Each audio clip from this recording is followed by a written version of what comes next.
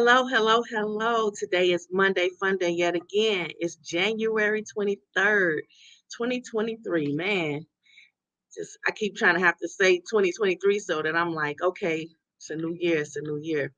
January always means it's a new year, but what year is this? I can't believe 2023. Oh, happy I made it. Anyway, I'm going to give people a chance to get in, give people a chance to get in.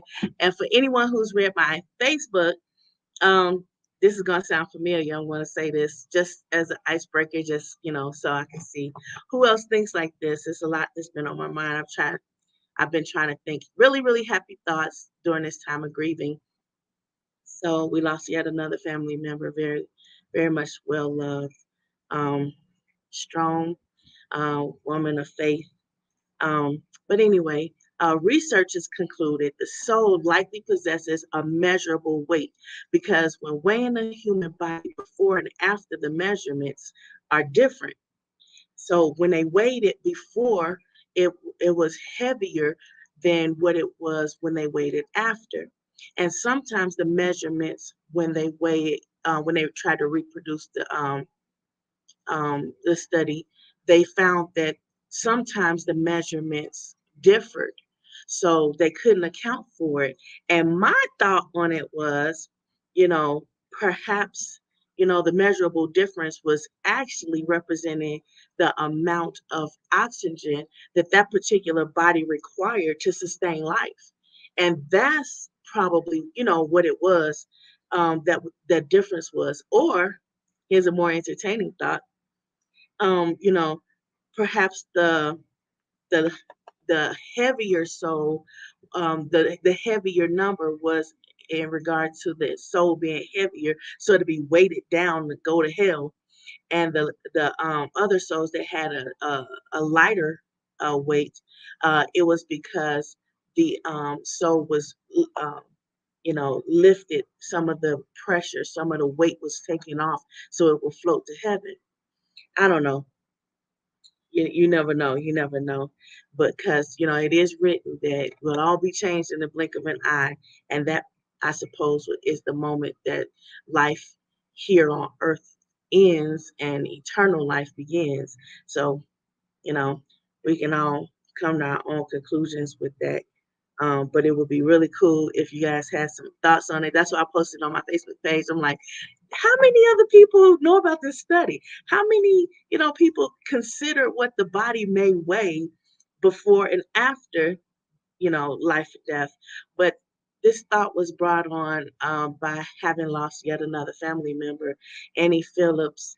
Um, she was a really, really nice, really sweet spirit, and she'll be missed.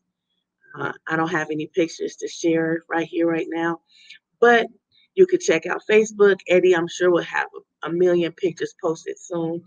Um, but it's hard to deal with loss, especially being military and being so far away from home. And everybody's over in Chicago. And I make jokes about Chicago. I make a bunch of jokes about Chicago and the misdirect with everybody saying, you know, it's Chirac, it's gangsters and all of this stuff. I make jokes, but I miss home. So that's why I joke about it. Uh, it's better than crying about it, right? So, um, so this show today, I'm going to talk about something else, another misdirect. But first, I have to give a shout out to Jess. I really appreciate Jess for hooking us up. That sister really helped out a lot. I really appreciate her help. On last 2 weeks ago, it's been a lot going on, so I didn't get a chance to do anything because we knew that Grandma Annie was sick, and we really, tried to figure out, some things. And it's just no matter how much you anticipate knowing that someone's not doing well, it's always hard to deal with once it actually happens. So, and last week's show was about grieving, ironically enough. Hey, Sean Anthony, stick around, stick around. Thank you for coming. Thank you for coming. Stick around.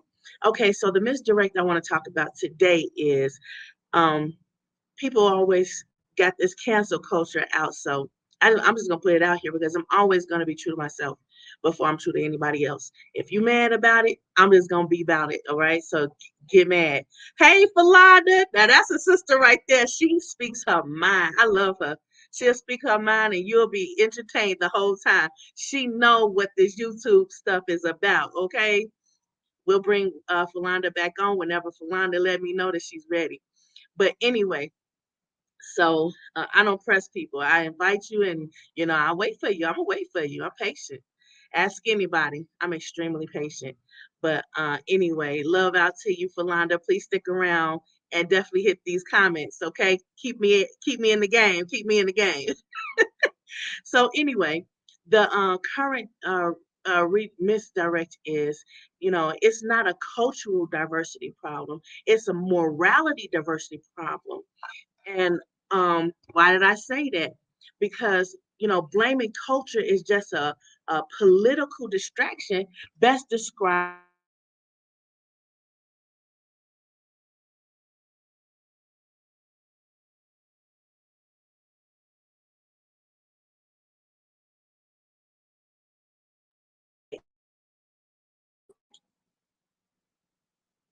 Is it back? Oh, okay, there we go. There we go. Oh, see, it's always nice. Love was needed. No, love was definitely needed, sis. I appreciate it. But anyway, um, a lot of times people they're entertained by different things, and that's why they perpetuate various divides and things to keep people divided because it's entertaining. And it can also be profitable. So if people are divided, they're also not trusting of anybody that tell them, something that's helpful to them and beneficial for them. So that creates opportunity for people to take advantage of people, financially. But, you know, people are entertained by the craziest of things, but blaming culture is just a political distraction, best described as entertainment for people who don't understand changing cycles and inevitable consequences for being on the wrong side of history. The cycle of humane and inhumane and unannounced inevitability switching of the roles once everyone is fed up with the routine entertainment. Now I had to read my notes there because I'm not really good on this whole talking for a long time situation. I'm still getting used to it. But anyway, a lot of times people they're following the roles, they're following what's going on, they're following the norms, and they're like, well, this is what we've been doing for so long. I'm going to keep doing it. I'm going to keep doing it. And the problem with that is you don't know. They never announce, okay, there's a switch. So you'll be thinking, while you're trying to kick crap downhill, because it's your turn, you finally on top. Like the Jeffersons, you finally made it on top, and now you finna just start kicking crap downhill because it's your turn. But the problem is that might not be your reality. You may be trying to kick crap down the hill at the same time that the change was not announced but happened, and now you're getting ready to be about to have it on those changes. And you can note those changes when you see people are, more often than not getting fed up. Lots of class action suits, lots of lawsuits, lots of talk about legal problems and things like that. So that right there lets you know that while we're talking a whole lot about this cultural divide and how the police are mistreating people, um, of a particular culture, it's not just that. It's also a divide that there's a class divide, an authority versus subordinate divide. In a lot of ways, a lot of people don't understand it, but what's happening is the authority figures that the police represent is really what everybody's bucking against because it's not just African Americans that's being killed disproportionately. Well, they are being killed disproportionately, but it's more of a class, a particular class of people are being killed disproportionately. I'm not in any way trying to belittle the fact that a particular culture has been targeted for a very long time. What I am saying is it's not just that one culture, because even for generations, you can see it was more than just African Americans that were fighting for African American lives. That's always been the case. And that's why I don't really, like to say, you know, I don't like to pick. That's what I'll say. I don't like to pick because it's never been a cultural issue. It's always been a morality issue. And a lot of people who shared the same morals, that's what the focus was. If you don't see what I'm saying, perhaps you're too close to it, or you're the one who won't see it coming because you believe it's finally your turn to kick crap downhill. It's never a good feeling to reflect on our past when we realize we could have done better but chose to do nothing or just to do wrong. So a lot of people are complaining about, they don't want history to be um, taught in schools, and they want to change a whole lot of the things that people are doing and have been doing in order to teach these lessons of history. But at the same time, you have to understand, if you don't remember history, if you don't know it, then you're damned to repeat it. And those are situations that nobody wants to repeat. Look at Roe versus Wade. Nobody wants to repeat any of that, where a woman didn't have a chance to say anything. She couldn't even own property. She couldn't even, have the right to take care of herself, let alone her children, own property, own a car. She couldn't even drive. She wasn't voting. So nobody wants to return to that. So that's why we remember those things. So we're not repeating any of that.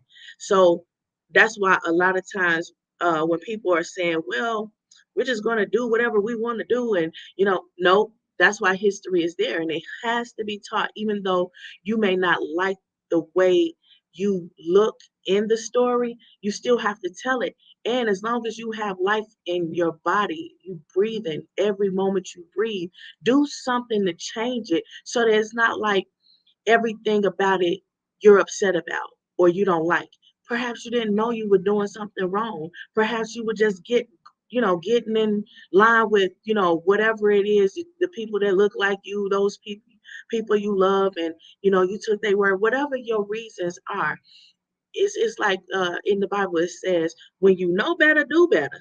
I just paraphrase, I don't quote. I'm just saying. But you get the idea. And a lot of times that's why, people refer to the part of the Bible where it says, my people will perish for a lack of knowledge. It's not just a culture of people. It is a people from the heart. Sometimes, in our heart, we're thinking we're doing right when we're doing wrong. And it's written even in the Bible. Sometimes you'll do wrong believing you're doing right. It's a matter of, okay, I learned better. I'm going to do better. That's it. That's it. That's all. And anybody that's anybody is willing to forgive and move forward from what it was, not forget. Can't afford to forget because we're only human, and humans only have one life to live. So you can't forget. You have to remember and move on. For example, a lot of people are watching those Enneagrams videos that's currently popular, and someone's saying that the Enneagrams are those are personality assessments where people are playing on it and they're taking their personality assessments, and everybody's like, oh, what kind of personality are you? And they do that as icebreakers at jobs and various PowerPoint presentation meetings where they're like, oh, well, let's do this before we go through this PowerPoint, this long, PowerPoint, or any kind of business meeting whatsoever. This is something that a lot of people do. They just do a personality assessment. Well, the Enneagram is a personality assessment that tries to aid our path, but it's not written in stone that one must do or act any particular suggested direction. It's more like insight to help workplace productivity. Apparently, one of the creators admitted using a possible dark spirit to create his portion of the contribution to the creation of personality assessments.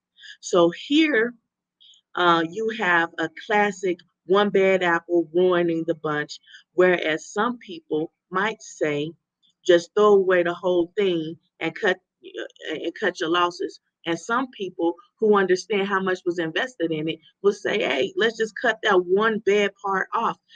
For example, I grew up in a culture where a lot of people did not believe in waste. If the bread was molded, you cut off the mold and you keep on going. If the cheese had a mold spot, you keep cutting until the cheese shows that it's good, or you cut around it. That government cheese used to last for a long time. I'm just gonna say it was they was giving it away, and a lot of people had it, whether you needed it or not. You had it.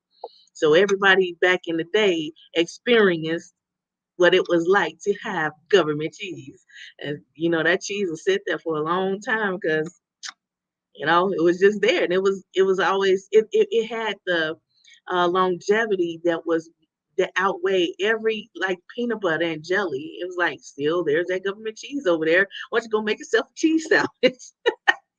But anyway, kids come home from school, they hungry. They don't care what they trying to eat. And mom says, oh, I'm still cooking. I don't have dinner ready yet. Go make yourself a cheese sandwich if you're hungry. What cheese? We don't have any Kraft cheese. All the Kraft cheese is gone. Isn't that government cheese in there? Oh no. I'm not. Anyway, I'm just gonna stop making fun.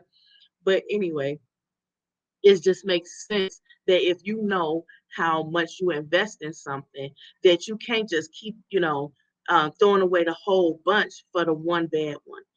But I'm not saying that you should or shouldn't use the personality assessments and how they make it so much fun or whatever. You know, but I'm just going to say this. It is written, we should never cease to pray. And there you go right there, because you just never know. You just never know. That's why God spares you from known and unknown, seen and unseen harm. Okay. So anyway, I think many people try to make sense out of things that aren't actually able to be categorized, whereby and even thereby indirectly causing confusion. And anyone of faith understands confusion is of the devil or dark spirits. So it's easy to say that, oh, well, he said that that's where he got the notion from. When someone asked him about how he developed the idea of personality assessments. People say things, and a lot of times they go along with whatever's the normal, whatever's going to get them attention or whatever, and it's like, oh, yeah, that's going to give me some attention. I'm going to get a lot of play for this. Let me go ahead and do that. But it causes confusion. And confusion can be cleared up by studying to show yourself approved so you won't perish by the lack of knowledge, which is my takeaway when I read the Bible. Or you can simply pray and continue on towards your convictions without being compelled to justify your actions to others because you know your actions are led by God. How many people actions are led by God these days? I don't know. I ain't judging. I'm just saying I can't see it. But anyway, um, just remember it's also written, even the most elite will be deceived. And there you go. A lot of people are like, well, sometimes I see some people are, but the word is the way it's written. It said, "Don't add to it or take from it." And a lot of times, you know, people add to it. They out here. I saw one time. I started to take a picture so I could bring it.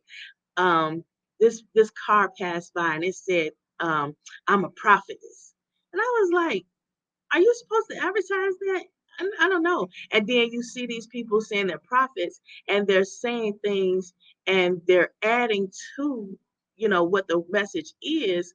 And it's like, I don't think that's what you're supposed to do because it said don't add to it or take from it. It's just so many things that you look at it. If you are studied, if you're reading the Bible for yourself, if you're studying in faith for yourself, you can see the contradictions and you can see like, I don't know how much that really counts for that. So I'm gonna just not. I don't say anything, but these are just little observations that I noticed so that I can understand just how far to trust what people are saying and doing, and when to step to the side and say, I'm just here, but in a minute I'm be gone. So do you.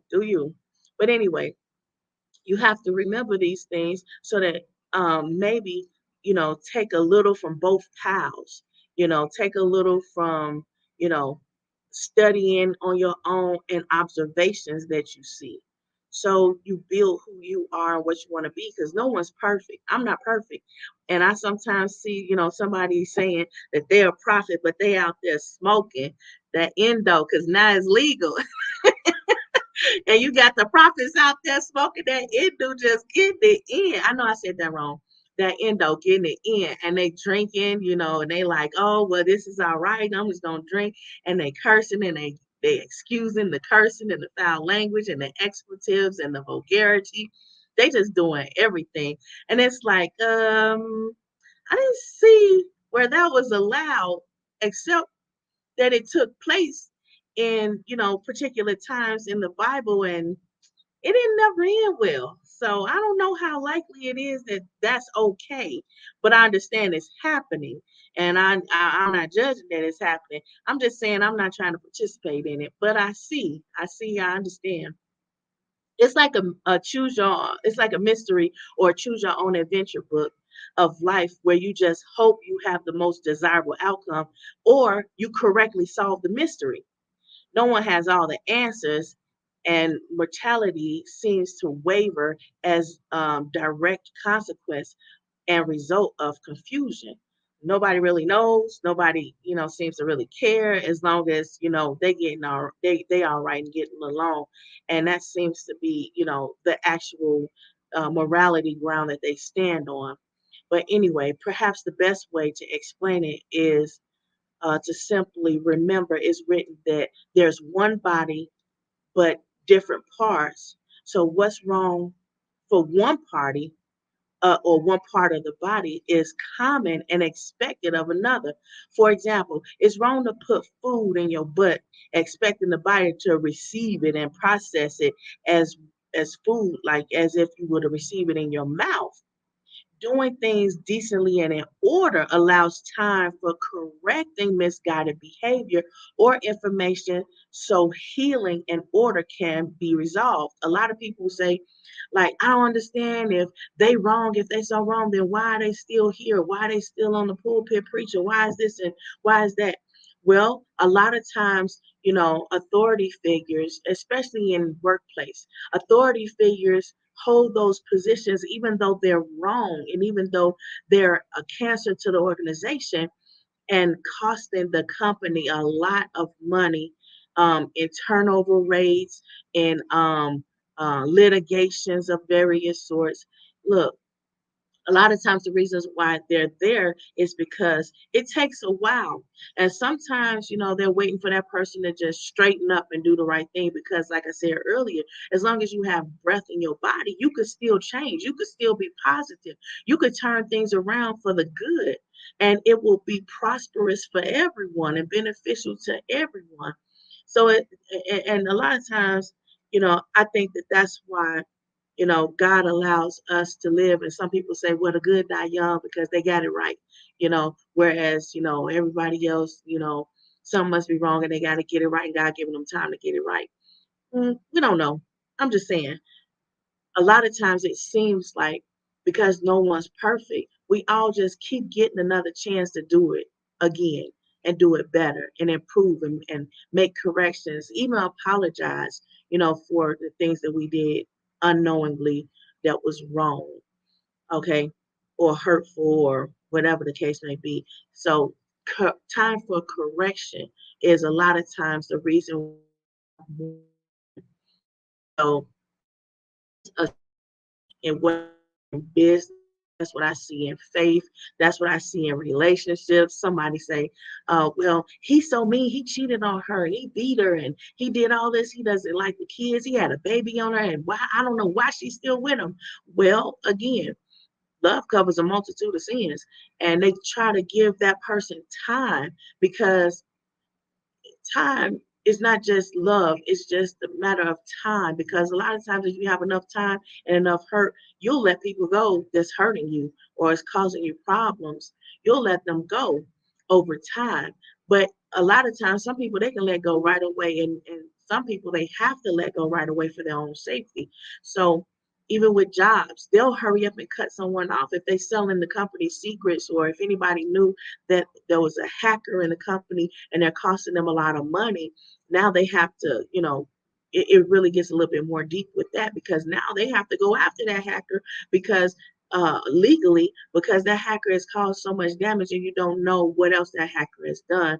And they could have they meant to put a restraining order on that person, that they can't talk about anything that they've seen or saw or did in the company, or saw the upper echelon do, or sell any secrets, so that they can backdoor the company again later, now that they're gone. So it's a lot that goes into um, time, and trying to give people a chance to correct mistakes or things that they should not have done. The things that were done in error can be corrected without recreating the wheel, as if the wheel is the problem. For biblical example, God could have started over with people when Adam and Eve didn't work out. Instead, God simply allowed room for correction. Can you imagine what he would have started with? And some people, they feel like, God started with dinosaurs. And, I was telling Eddie something funny earlier today. I was like, why we have forests? Well, we had a whole bunch of forests. We don't have a whole bunch now, but you know why we had a whole bunch of forests? Because all those dinosaurs, that was a lot. Those were forest-sized fertilizers that they was dropping. Okay, that's why we had a whole lot of, forests. Can you imagine they eating and pooping? Like, if they were eating and pooping like the same day, and like 3 times a day, or even once a day, that's a lot of poop. And then I had a lab, and I didn't like pooping, scooping up after the lab. I had Eddie to do it. But anyway, I was like, that's some big dumps that they taking. I'm not trying to even imagine how big the dump was. Like, when you watch Jurassic Park, you can see that's a lot. Can you imagine a tornado?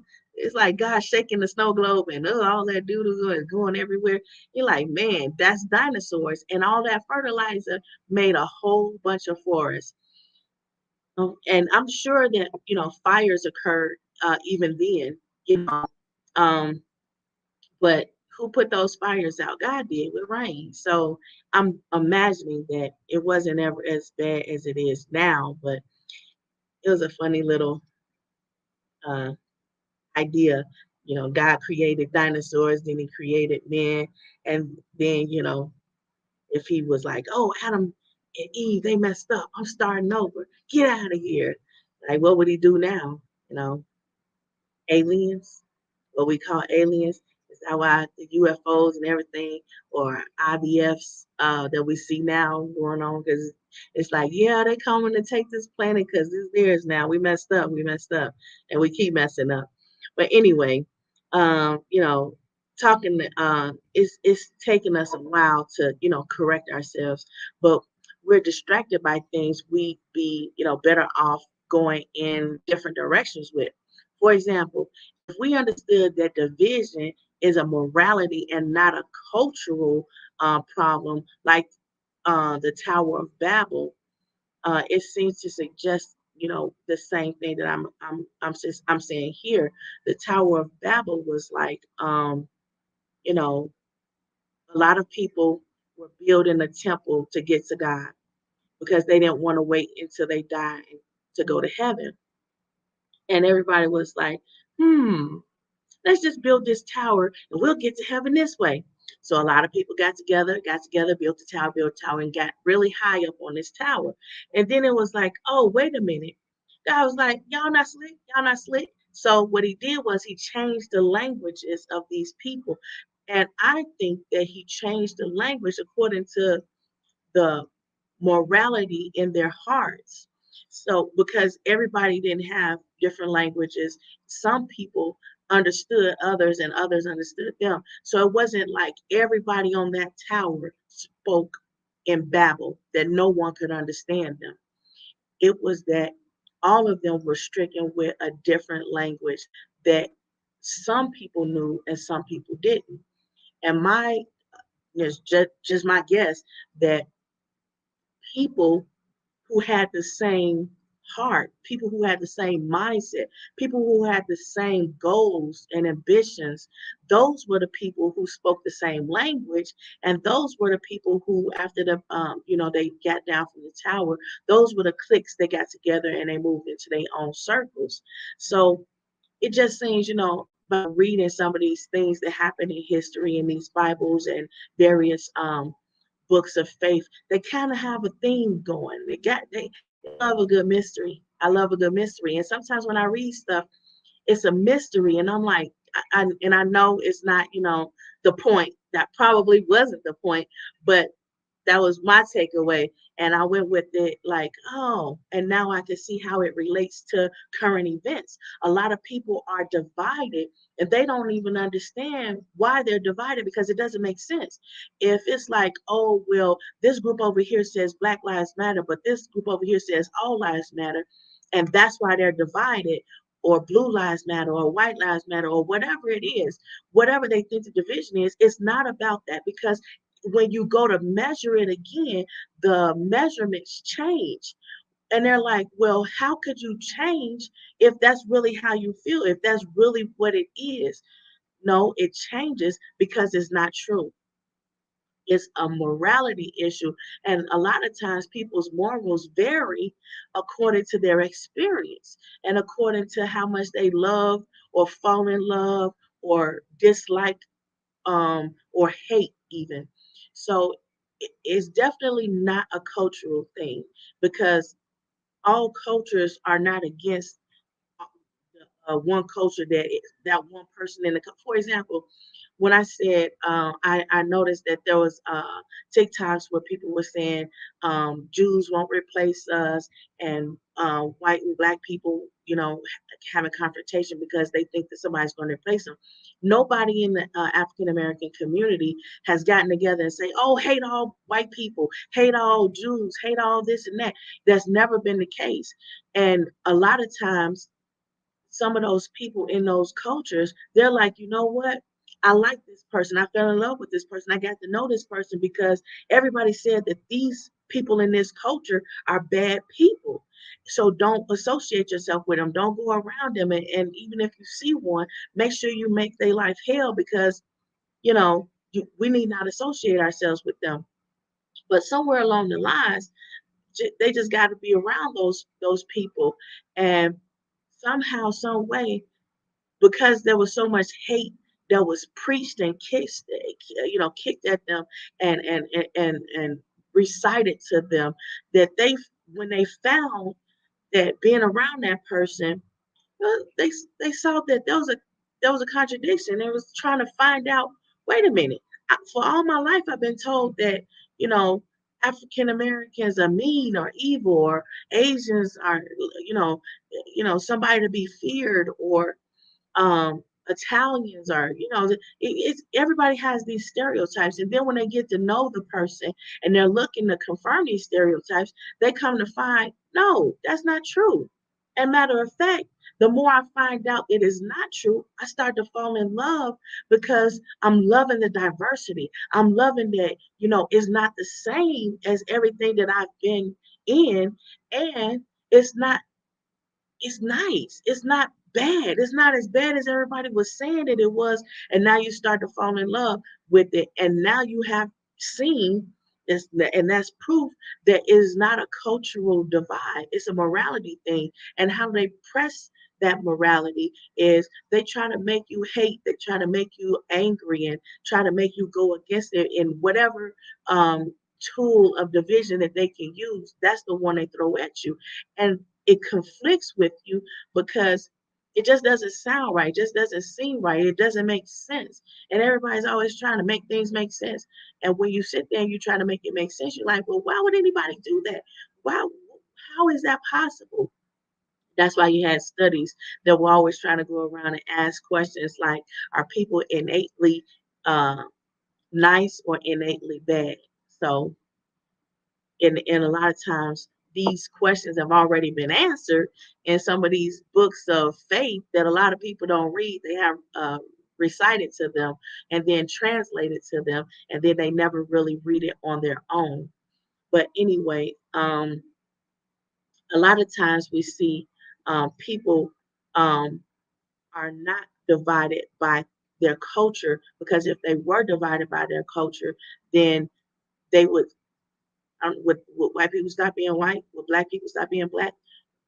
Just because they identify as, you can't change certain things about yourself just because you feel like you identify with that. Is that you can love and you can be a part of it, but no one's trying to replace anything. And if we can see how the tides are turning, then we know when to start noticing that the tools of division are also changing.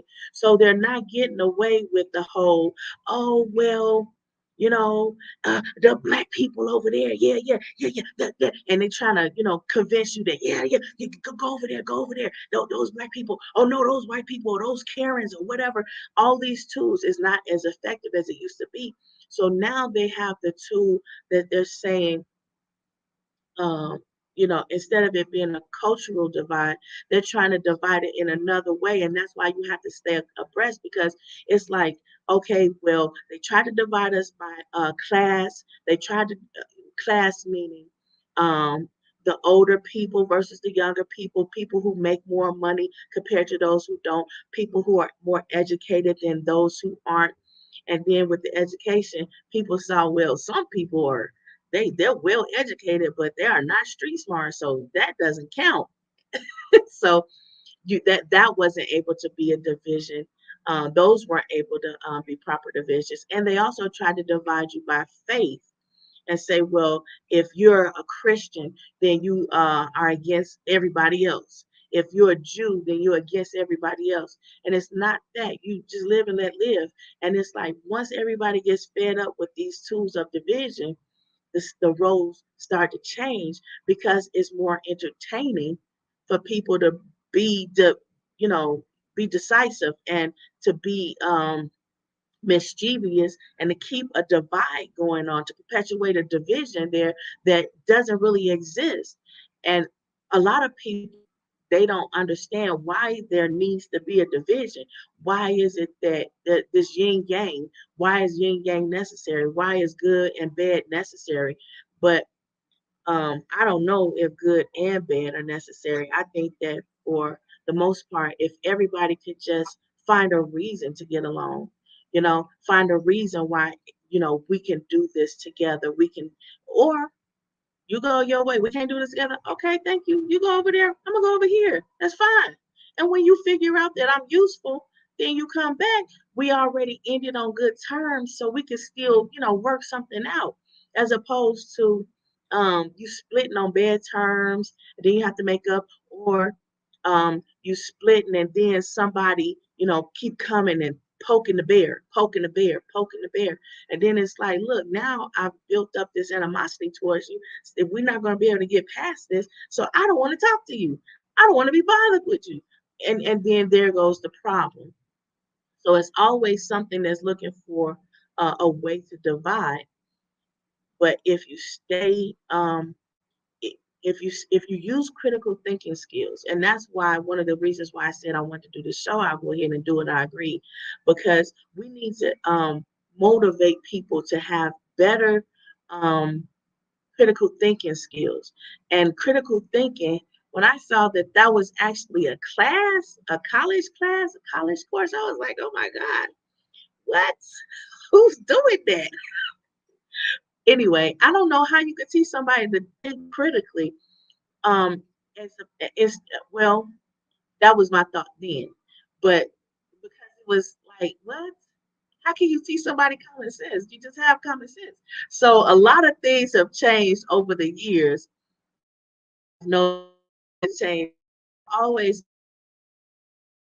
uh, much older in the that they service, and even family members, and they have seen the phone transform from, not from Pony Express to being an actual rotary phone in the house, to being a landline, to being a cell phone, a car phone, and then moving into a cell phone, and then a computer, and then Alexa and Google and stuff. So it's like, wow, they've seen some things, and that's why I like to interview them because, in their experience of um, these transitions and these evolutions and these changes, it's like, wow, you've seen a lot, you know a lot. How did you feel? How did that make you feel? Did you participate in these things and these changes? And that's when the theme of change seemed to be more apparent to me. And I was like, why does it keep changing? What's so, what's up with this change stuff? And that's when I concluded that change is, of course, inevitable, but it's also entertaining. So because I was like, well, when does things change? So okay, if change is inevitable, when does change occur? Change occurs when things get boring. So the monotony of day ABC, ABC, ABC. Now you got to break it up because we know ABC. But now, you throw that little extra in there and everybody's surprised and everybody wants to, participate in the change because the change is exciting. Whereas a lot of people, they don't want to change because, even though they know change is inevitable, they're like, look, I'm going to retire before it changes, so I don't want to be bothered with it. But when you make change fun or entertaining, then everybody changes happily. So you have to watch for those changes. So a lot of people are now in the idea that the divide is cultural when it's not, because it doesn't make sense. It doesn't make sense that it will be a cultural divide when a lot of people um, from different cultures love the same people that their culture hates. So it's not a cultural divide when you have somebody that's from that culture, but you're intrigued by them. You're like, man, I thought I know, there's, different smart people in the world from different cultures, but I really love how you have integrated your culture as well as your intellect into this. And now it's like, wow, I'm in love. Not like sexually in love, but in love with the idea that I have a friend like you. In love with the idea that all that, stereotypes and all those things that people said about you and your culture is wrong. And I figured it out. Now you think, that little ego boost, you're like, I figured something out. I got something. I got something. No, you didn't figure it out. And you're not the only one. But what we need to do is broadcast that a little bit more so that that's what's perpetuating and flooding the airways and YouTube and social media, because they're talking about they've been talking about it since the Obama administration, how they want to take the internet away, and a lot of people are talking about how they want to take TikTok away from people being so easy to access TikTok and all these vines and things like that. And that's not the problem. The problem isn't the tool or the vehicle in which these changes are occurring. The problem is, well, you get bored and you want more entertainment, and the change, but as a result of everybody being able to be more connected through the internet and the World Wide Web, which was inevitable. That was predicted back in 1980 something. So that's inevitable. But what they were doing was the same thing they did with the evolution of television when they called it the idiot tube, the boob tube, because everybody was just watching the television because late at night, at a certain point, they were going to start showing sex because there was, the kids supposed to be in the bed sleeping, and they going to school in the morning, so they sleeping, and now they got so I used to get up and to kind of watch it and see what was going on once my brothers introduced me to the idea that that was what was going on. So they watching the boob tube now. So at first it was the idiot tube because only idiots watch the television. Then it was the boob tube and only horny people watch the television. And all the time you had the churches always saying, don't watch the television. It's a sin. It's a sin. It's stealing your soul. Just like the camera when people would take pictures. They always thought, oh, it's stealing your soul, until they learned better, and then they started to use it for their own good. And once they started to use it for their own good, now suddenly it's the thing to do. Change was acceptable, and now everybody wants to watch it. and now everybody wants to be on it. And now and then you had a lot of televangelists, people who were on television, um, going viral around the world preaching from the television. So they weren't actually physically in those overseas locations and everything. They were in their own church, but they were broadcasting from their church around the world. Same thing with the internet. Now people are at their house, and they're streaming, and that broadcast is being streamed all around the world. But now the change is taking place so much faster because of the internet and the way that everybody is connected. So change is happening about as fast as um, um, what is it? Devices, your cell phone, your computer. It's as fast as those things are upgrading. They come up with a different patch once a day, seem like, on the cell phone. And like, well, there's a new patch. Well, there's a new patch for your computer. There's a new upgrade for this. There's a new upgrade for that. We're gonna send this over the airways, and there you'll have your new, upgrade or whatever. And it's like the same thing is happening with people. And how is that happening? Because people are watching these TikToks, they're watching YouTube, they're watching all these different types of social media where they're seeing what one people are doing, and then the other group of people do it too, and that's creating a change. And the change is happening so fast. They're like, whoa, whoa, whoa, whoa, whoa, slow this down, slow it down. Let's take away some of this internet access. Let's take away. So it's not just about information. It's not just about, oh, well, we can see the George Floyd situation. We can see, um, you know, whatever it is that you think that they're seeing. It's not about that. It's about the change that's taking place too fast. They don't want the change to take place fast. For example, there was a long, long time in between the, new inventions at an era. So, like when I want to say about 20 years, um, maybe even long before that. I'm terrible with it, but it's able to be tracked. I can't remember the exact, but let's say about 50 years ago, it took a long time. I remember now because my cousin just turned 50. Happy birthday! So about 50 years ago, change was kind of slow to come, and I remember my aunt. She's about 80 something, I think, or 90. I can't remember. I'm terrible with it. Um, Unless it was just most recent where I was reminded. But anyway, so she was like, change takes too long to occur. And I understand that because Uncle Fred and Martin Luther King Jr., they all went out there trying to press change, but change didn't happen as fast as it needed to until it was broadcast around the world. Then change started to happen really fast. Even with Hitler, a lot of those things that Hitler did, that occurred for a very long time. And change did not take place as fast as it did until after it was broadcast to the whole world. And now everybody's aware of what's going on, why it's wrong, and that we need to change it. And there you had the change taking place. So if you're tracking it, like I'm trying to show it to you here, if you're tracking it, then you're starting to see something develop. I told you in the beginning, the very first February show, and I'm coming up on my year anniversary of doing this. There's some place I'm trying to take you, and I'm hoping that a lot of people will be on board and understand that the unity that these airways bring have a lot to do with knowledge and guided perspective.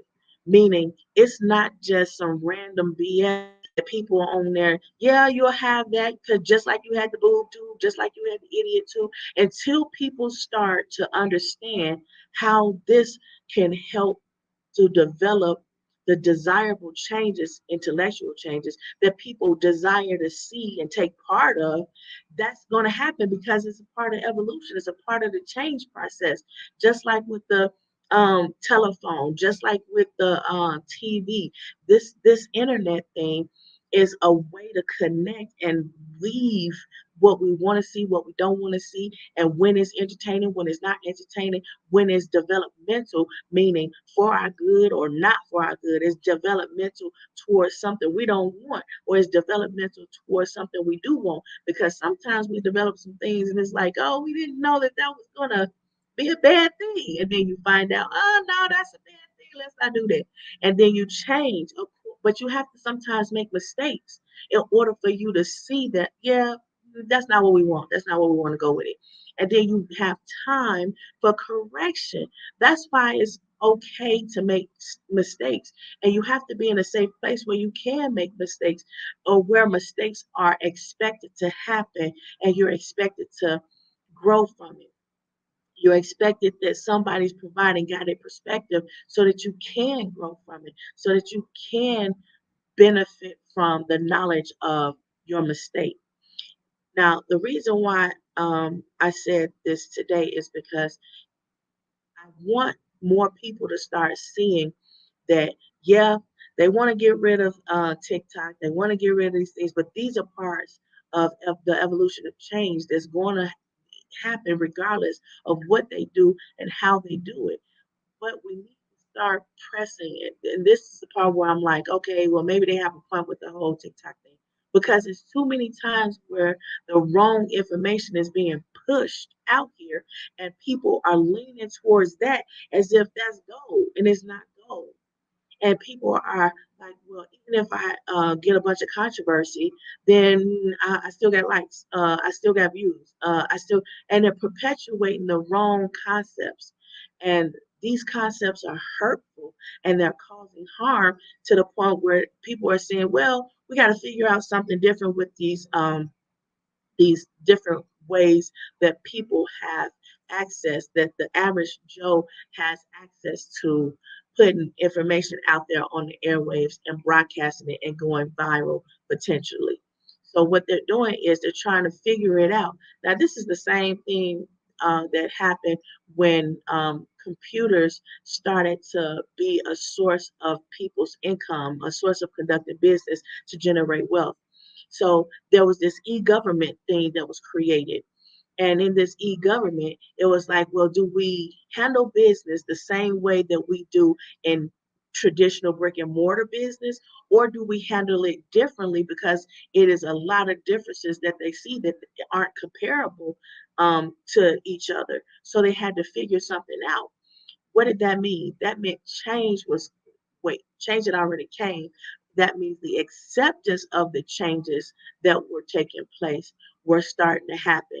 And that's what we see here now. The changes are starting to be more acceptable, and they're trying to maneuver some things in order for this cohesion of progression to take place.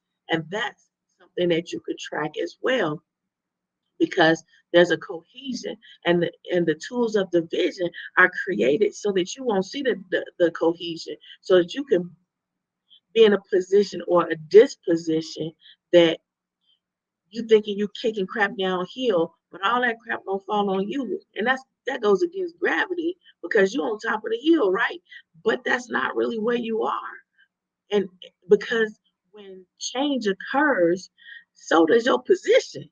So you might think that you're on top of the hill kicking crap downhill, but by the time, that it takes a while for it to roll down there, and by the time it actually get down there, it'll land on you because you're gonna get kicked down there so fast, it'll make your head spin, and then all that crap you was kicking end up on you because you thought you were doing somebody else harm, when in fact, it's written, do unto others as you would have others to do unto you, but it's kind of coming back on you. And a lot of people are calling that karma.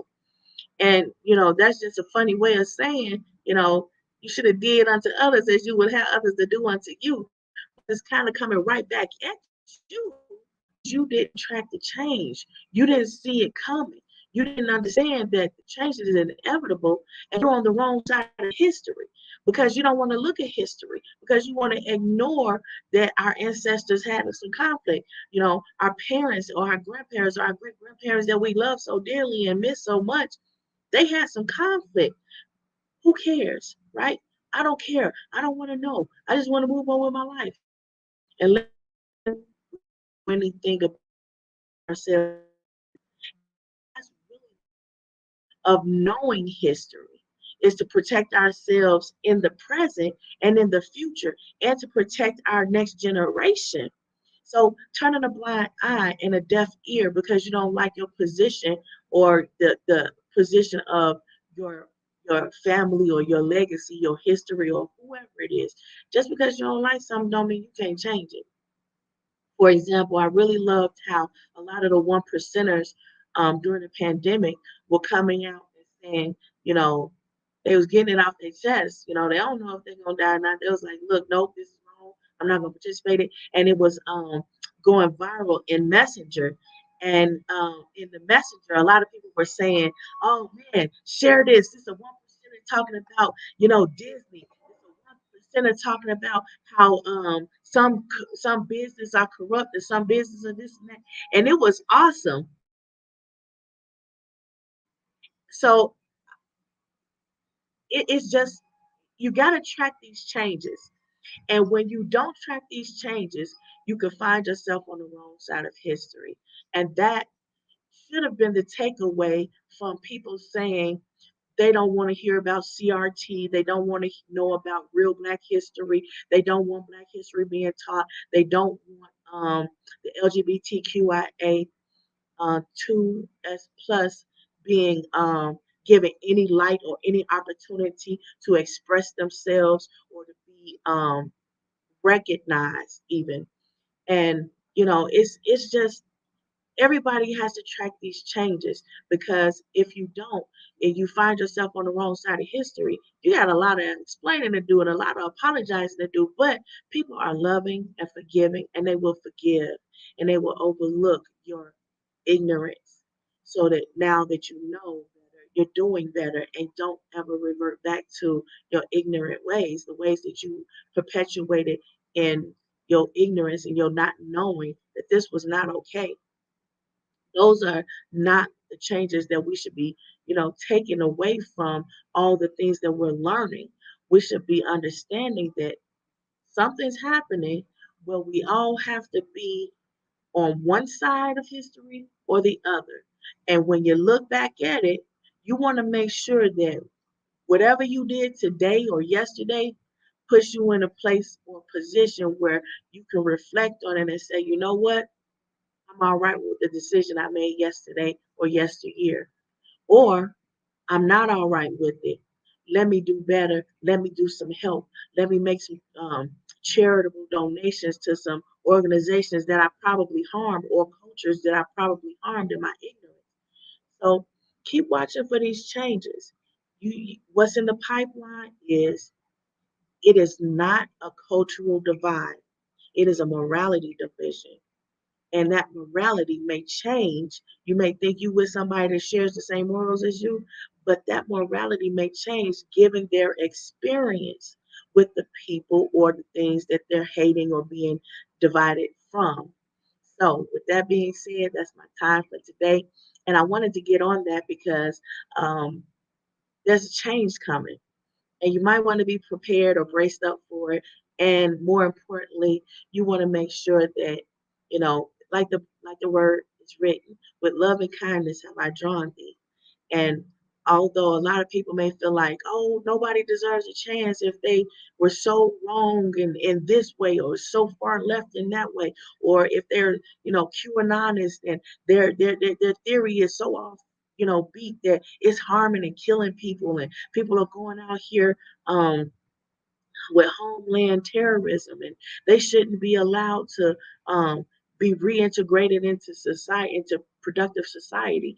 But it's not to say that that's written in stone because change is inevitable. Their hearts can change as long as they have life and breath, they can change. So don't give up on your loved ones and don't give up on loving somebody that you might have been taught to hate because a lot of times when we talk to hate someone and then we go and check them out, like, wow, that's amazing.